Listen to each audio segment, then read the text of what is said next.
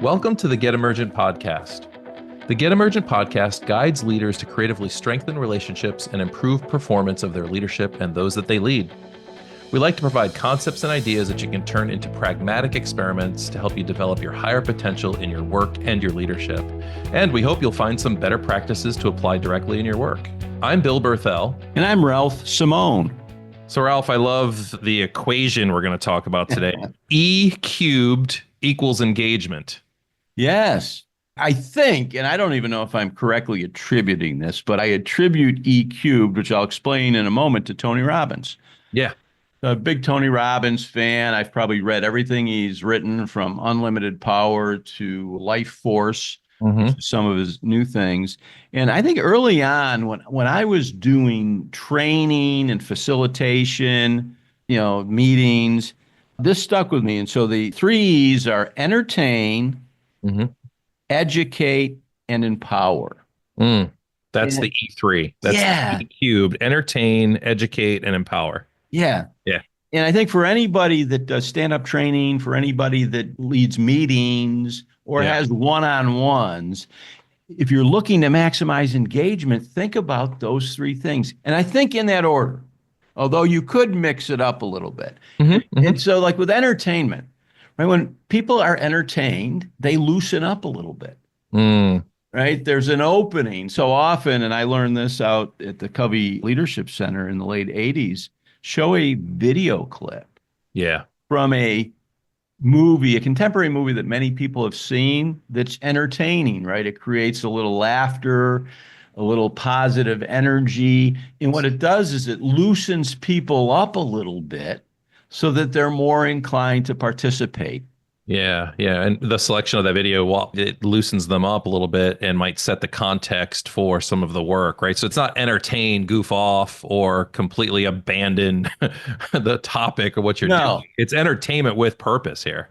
Yeah, so that's the linkage to education. I think your point, selecting a clip, a story, a joke that connects with the theme of the meeting or the session is first prize. Now, there are some icebreakers you can use just to break the ice that are disconnected, but I think if you can link it to the topic that you're covering, to what you intend to share and educate people with, I think is way more powerful, as you're suggesting. Yeah, we were talking about this one of the three E's might be the one most of us are challenged with, or maybe we don't feel we're as good at it. And I was really curious, the root of the word entertain. I had to look this up because sometimes there's a clue or a cue in the word for me. And I didn't know this. It's two Latin words brought together, and the meaning is that you are among people holding their interest. Isn't that something? So I love that idea that that's what entertainment is to be with or among, and to be holding the space and interest. That's the environment for engagement to begin. Absolutely. And this idea of, maybe I'll jump down to empower, because empower, we really can't empower anybody. We can create conditions for people to empower themselves. And I do remember this vividly. An exercise, again, from the Covey Leadership Center was, how do you grow a world-class tomato? What are the conditions necessary, right? And so, the list would get, soil and fertilizer, water and all that. And so as you think about your group sessions, what are those conditions that you can create so people empower themselves, right? Because then they're engaged, right? When you bring groups of people together, you want their engagement, you want their perspective, you want conversational turn taking so that you get a better answer. So those conditions for empowerment, because we're suggesting that empowerment really comes from an internal source. It's innate. Right? I'm a huge B.F. Skinner fan because he was so right and so wrong about human behavior and motivation. Right? He was the original stick and carrot guy, right? You had rewards or consequences. Turns out we're not that simple, right? But he did recognize that those were external conditions that really brought the motivation or empowerment from that individual. They bring that, right? Yes, they do. Innately offer that or not, right? There's more than sticks or carrots in the environment, folks. That's the point of not agreeing with B.F. Skinner. But he was so right about the innate nature of motivation and empowerment. They're more likely to bring it if they've had a shared experience with other people that was a little bit of fun, right? So back to the entertainment, right? Yeah. You shared a video, you shared inappropriate joke or small story, right? That's that kind of shared experience. So that opening creates that opening now to educate, to share content, to share knowledge, to ask questions, to get people's perspective. So we create that opening for the purpose of sharing some content. Yeah.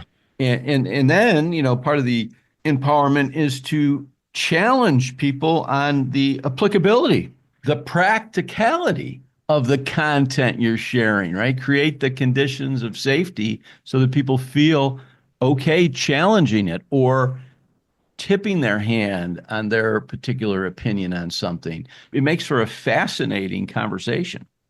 Yeah, I know, absolutely. Right. So we open that opportunity for the education, really a transfer of knowledge, information, skills, abilities, whatever that is. And it's these three pieces that really work together to get that level of engagement I think we're all looking for. When we have, I'm going to say, complaints around the engagement isn't there, we're suggesting leaders have an opportunity through these utilization of these three E. Absolutely. And you can do them group or one-on-one, Bill. I mean, think about, so when you entertain, when you are among people with them holding their interest, you can do that in a one-on-one coaching meeting by asking people to share a recent success. Yeah. What does that do? That creates a good feeling, that creates an openness to then pursue something that may be challenging to them. And then because they're at an energetic level, they're now more open to maybe questions or information that we would share. I think, well, hopefully not sounding too braggy with this, but I think this is the key to our podcasts, Ralph. I think we do this, at least on the podcast, we maybe get good feedback on. We do a little entertainment, right? I think we do. In different ways, we tell some stories, or we're willing to laugh at ourselves. Even that alone can be entertaining, right? Listening to two knuckleheads laughing at themselves, right? No question. And I think the ones that don't perhaps get the feedback are the ones that we're a little uptight about, where we get too much down to business. Too much education. We want to give them. We're all going to overeducate you, so two people's eyes glaze over. And then I think the other piece that we do is we talk about how we might personally apply something. And I think most often we challenge people as to what they can do differently in their leadership, which I think is the invitation for empowerment.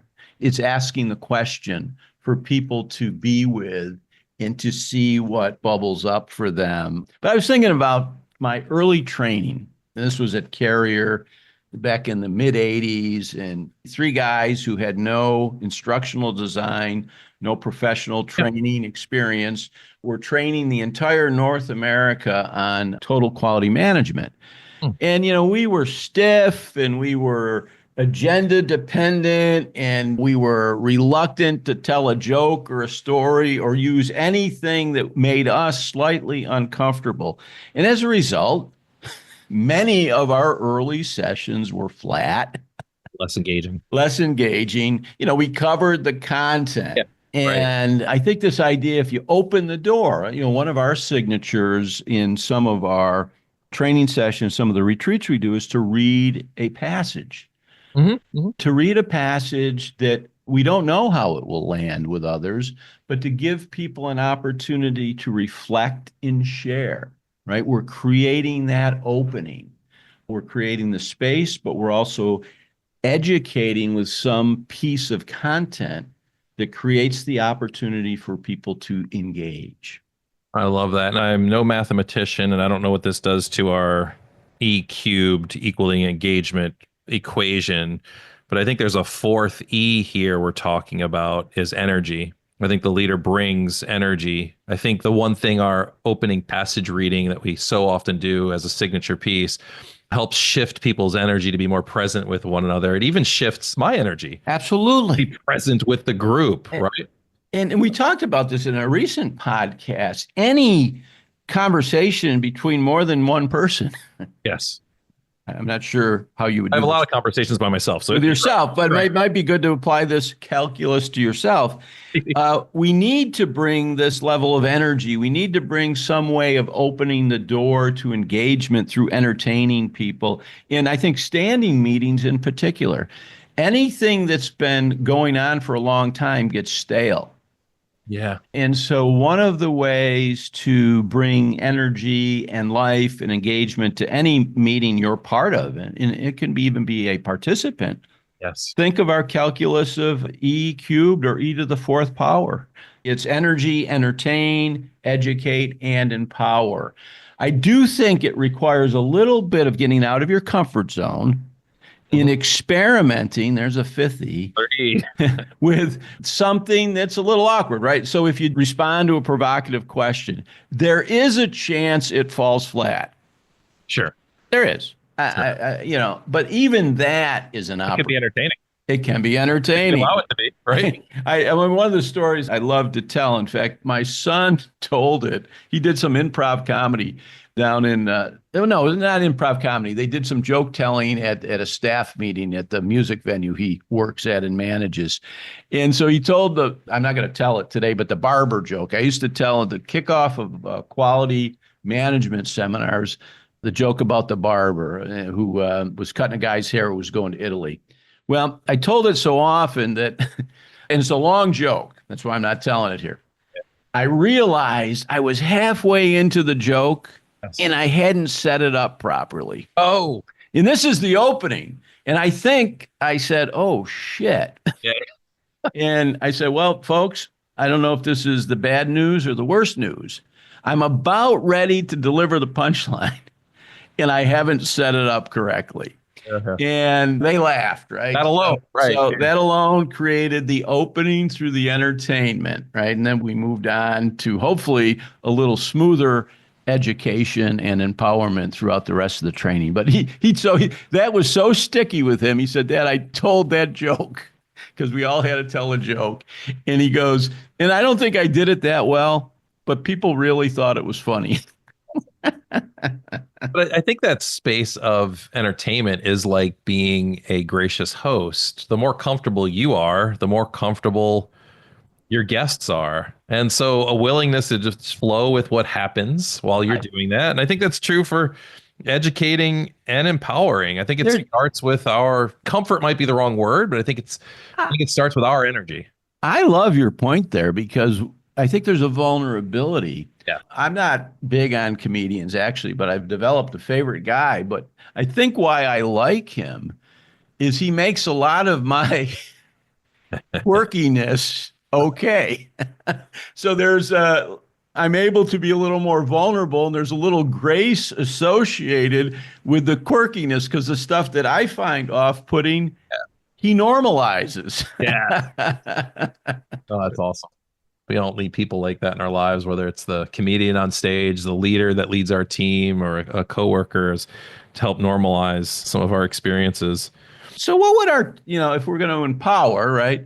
What's the challenge or what's the ask or the request or the suggestion to our listening audience as to how they use this calculus of E to the third to get more engagement? Yeah, I love calling our listeners to action, or at least, giving them some ideas on what they might experiment with. And I am going to kind of go off the assumption that of the three, the entertain might be the least natural or least comfortable for most folks. I think many folks can flow right into that, but I think some might be bristling in that space. I think it's be authentic. I think it's be yourself. Don't try to be the stand-up comedian if that's not your thing. It might be sharing a small story. It might be selecting a video that makes the context of your meeting really more meaningful. It may not be you as the entertainer. You can use media this way. But I think it's stepping into that experimentation of entertaining that way. I love that. And I love to be yourself. So it could be sharing a story where you stepped in it, being a little vulnerable, because part of empowerment requires creating safety for people to raise their hand, to challenge, to push back, to try something new. And that safety, I think, is better created when you demonstrate you're real, you're human, you make mistakes. So that could be the entertainment portion of starting a meeting. Yeah, absolutely. For educate, I think that's the one that maybe is most clear to most of us, but I think it needs to go beyond just sharing information. I think setting the context of why it's important, coming back to the value of the knowledge or the skills or the abilities that are being transferred in that education. And I think that why, bringing it to something either pragmatic or readily practicable or applicable, we sometimes miss. Sometimes we're just giving the information. I think the need for education is, and here's what we do with it and why we do it. Absolutely. And I was thinking of a how tip too that I think would be good around education. Particularly if you find yourself with a group of introverts, or if you find yourself leading a remote meeting where it's easier for people to not engage. Sure. Have them write down a response to a question, right? Or a reaction to something you've taught. You know, self-reflection, right? Silent generation. Don't be afraid to do small group buzz groups or breakout groups so then they get to talk about it. So 1 goes to 2, goes to 3, goes to the many. And so you build the engagement up by first giving people the space to think about their own thought and jot it down, then to talk about it with a partner, then to get into a larger group discussion, right? We can't go from 0 to 60 immediately. We have to build that. So that's a very specific, once you've talked about why and then what, that's a how to maximize engagement and to empower people to share their opinions or perspectives.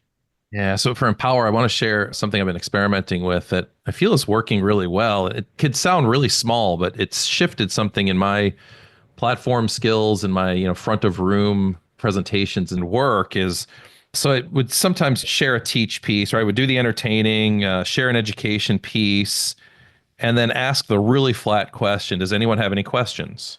Right? Sometimes it works. Sometimes no, it's really flat, not much engagement there. Other times I'll kind of get the stick out and say, okay, 3 people, I want 3 questions. Those are forced. A really subtle shift I've been experimenting with is, okay, before I move on to the next piece, someone ask me a question. People want to be helpful. Oh, okay. They want to be empowered. It's a very simple shift to just before I move on to the next piece, someone ask me a question. And I usually get very engaged questions from that. So empowerment, I find most folks are ready. It's how we invite them into. That's exactly where I was going. Pay attention to how you're inviting people in. That's it, right? Yeah, that's really good. That's really good. Folks, thanks for listening. Ralph, thank you. This was another great podcast. A lot of fun. We hope you enjoyed this episode and that you're looking forward to more. You can listen to a new podcast 2 times every month here at Get Emergent or wherever you listen to your podcasts. And we hope you pick something up you're going to apply to your leadership and your work. And let us know how that goes. Just reach out to support@getemergent.com, or you can directly reach out to me, Bill at Get Emergent, or Ralph at getemergent.com. Thanks for listening.